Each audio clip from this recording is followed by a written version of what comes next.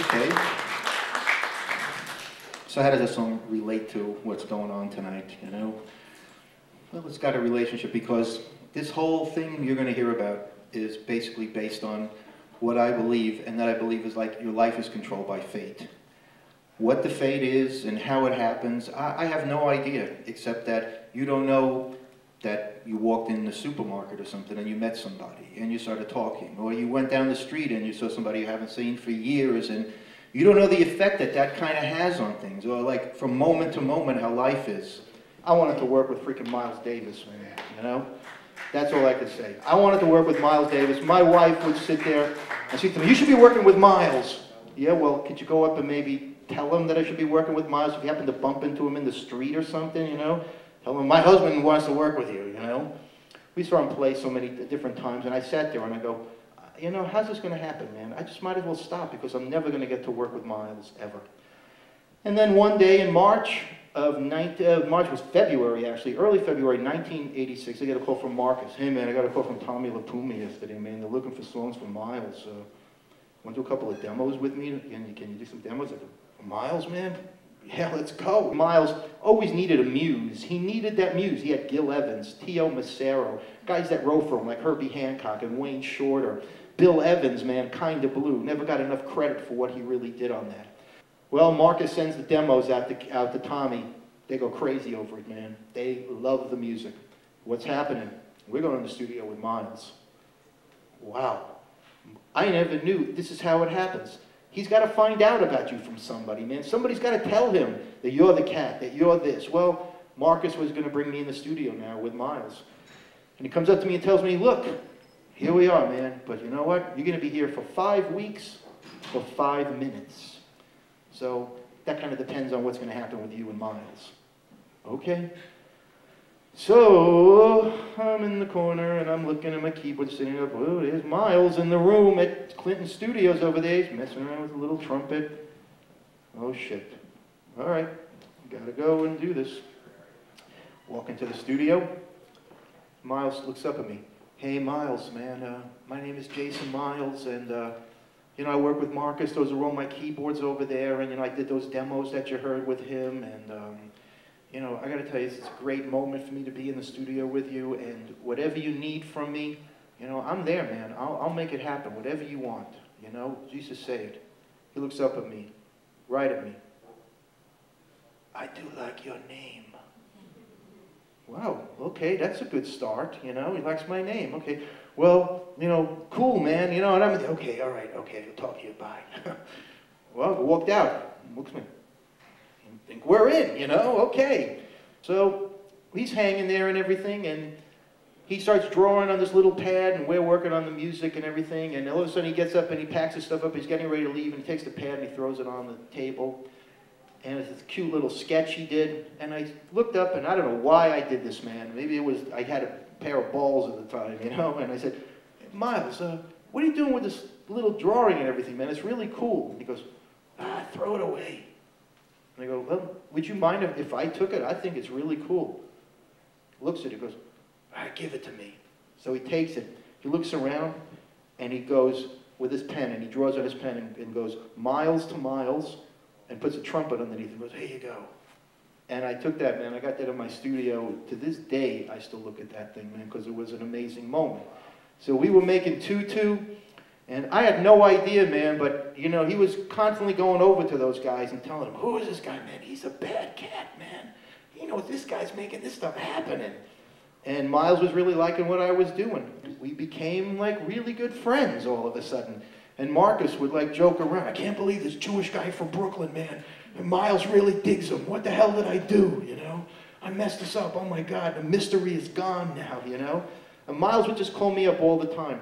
I was making an album with Luther Vandross called Any Love. Stuff followed him around all the time, man. Just karma followed him around all the time. And, you know, I was really fortunate. He gave me paintings, and he gave me, you know, sport jackets that I still have. And I have a huge poster that Miles signed for me and my wife, man. It's huge, from Japan and everything. So he was, you know, somebody that really gave me the ultimate credibility as a musician and an artist. There was so many times you hear, this guy got that gig, he got the gig doing this, he got the gig doing that. Well, you know what, man, it was my turn, man. I got the gig with Miles for 5.5 years.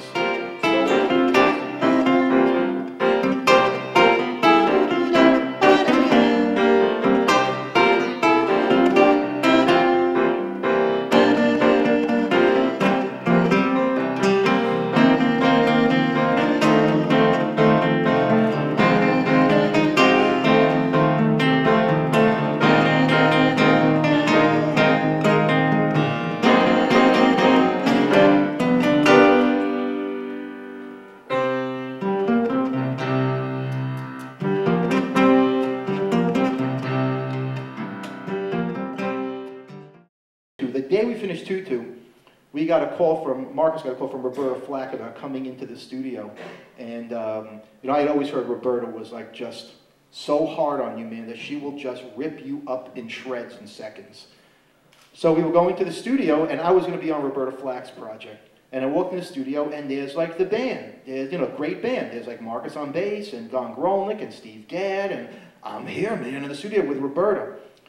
So Don is always very, of course, dry, and now I know him a lot more. These cats got a lot more respect for me. Yeah, Jason Miles with Miles Davis, man, check that out, you know? So they're all like, you know, cool with me and everything. So Roberta's there, and she's been like, hi, who are you? You know, Jason Miles, okay, go over there, you know, she's a little school teacher. So now we go, and we're sitting down, and I'm really nervous. I'm really nervous, man, you know? Looking at this music with this guy, Captain Dave Matthews, great arranger. He always with his captain's hat, because he was Dave Matthews before the Dave Matthews, okay? So now we have Captain Dave. Dave's doing the arrangements. I'm going, you know, man, I gotta go to the bathroom. I gotta take a leak, man, really. So I get up, I go to the bathroom, I come back. Song's in E flat. However, I did not realize that they changed the key while I was in the bathroom. And so here we're gonna start this tune. I'm gonna hit this string pad to come into it, everything like that. So they're in D, I'm in E flat. We start playing, okay, 1, 2, 3. The whole thing clashes. Roberta, oh, stop, stop right now, stop, you synthesizer guy, get over there, go, leave now, leave. Don Grolnick looks at me. She really likes you, man. She really likes you. You're in good shape. What are you talking about, man? You know, she pour me a new, it's okay, don't worry about it, you know? Okay, well, Roberta's going to bounce me from the session, you know? Well, she doesn't say anything to me now for that day and the next day. She doesn't say a word to me, you know? Now we're in the middle. 6 months later, she finally figures out she wants to continue the record. Now we're in the studio making this record with Roberta, but she's not there, and the stuff sounds amazing. And all of a sudden, Marcus goes, well, Roberta's coming in today. Oh, I'm leaving, man. She doesn't like me. No, man, you can't leave. I might have to fix some stuff. I don't want to hang around here for Roberta. Roberta comes walking in the studio. She stares right at me. Jason Miles? Yeah. She goes, come here.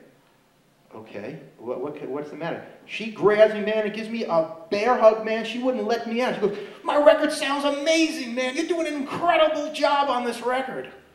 And wow, man, how mercurial, you know? 1 minute, I'm standing in the corner for her. The next minute, she's like inviting me to the Dakota for dinner and the whole deal.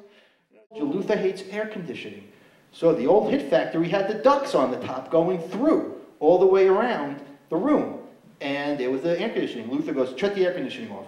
Well, Troy Germano from the studio says, I can't shut the air conditioning off because that affects all the other rooms. Well, I don't care. Shut the goddamn air conditioning off or we're getting out of here because I can't be in the room with air conditioning. So in comes the guys, the workmen from the Hit Factory. They're duct taping up all of the ducts in the room now, you know? We get fans near my keyboard so that keeps them ventilated and everything. That'll be okay. But now they're going and they're taping up all the ducts so there's no air conditioning coming through. Except for one problem. Steely Dan is next door and all of our air conditioning is going into their studio.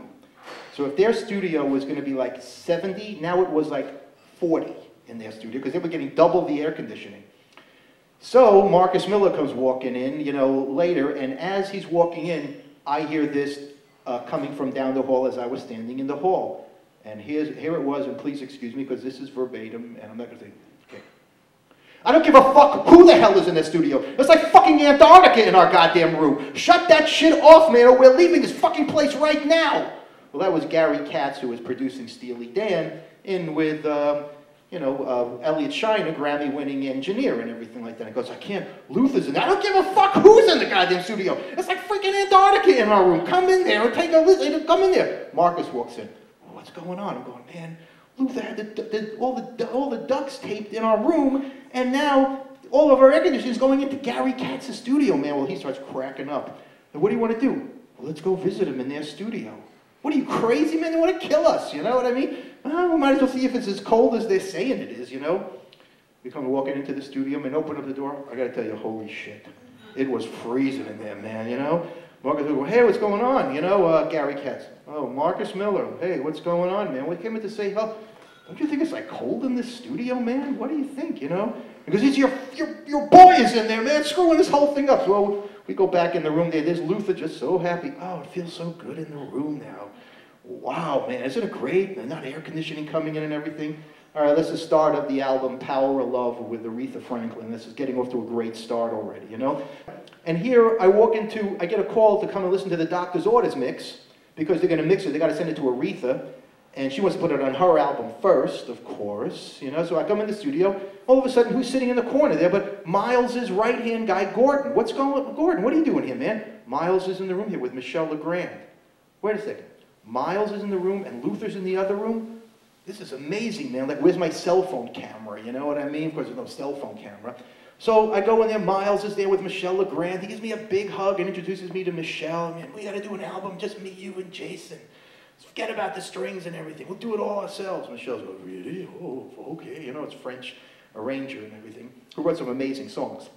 So now, I go next door to see Luther. Luther, you know who's next door? Miles is next door. Wow. I go to the bathroom. I come out. There's Luther and Miles standing in the hall talking to each other. Unbelievable moment, man. So I'm there, and we're standing there, and they're talking about art and paintings and everything. And Miles had his arm around me, and everything was really cool. Because, you know, Luther's the real cat that's paying me like a lot of money. Miles paid me, but it's good to know that Miles was digging me. So, anyway, Michelle Legrand comes walking in. And Luther goes, Michelle Legrand! Oh my God, don't you remember we were in France and I came backstage and I saw you at the concert and you invited me to the studio? And they said, no, I don't remember that. Come on, you remember. I was, you know, came in and I was there with my background singers and we did a concert and we came in. No, I don't think I remember that. They go at it for like 5 minutes like this. Michelle, how could you say you don't remember this? Miles goes, Michelle, will you fucking tell him you remember so we can get back to work already, you know? That's Miles Davis moment. A year after I did this thing, this is what happens, man. Fate takes a hand and your life changes. So I'm going to wind this up and I'm going to go and play a song, and I'm actually going to attempt to sing the song for you by Bensidran, because no matter what anybody says, and I hope you've enjoyed yourself, a hand for Homero Lubambo and Pamela Briggs. Was I right about Homero? Is he truly an amazing musician, right? And does she have a voice like, I don't know. So it goes, spinning round and round, and nobody knows. Let's give these kids a hand, soon they've got to stand. I smack them in the middle of this crazy motherland. Give it to the kids, gotta give it to the kids. Give it to the kids. Yeah, give it to the kids.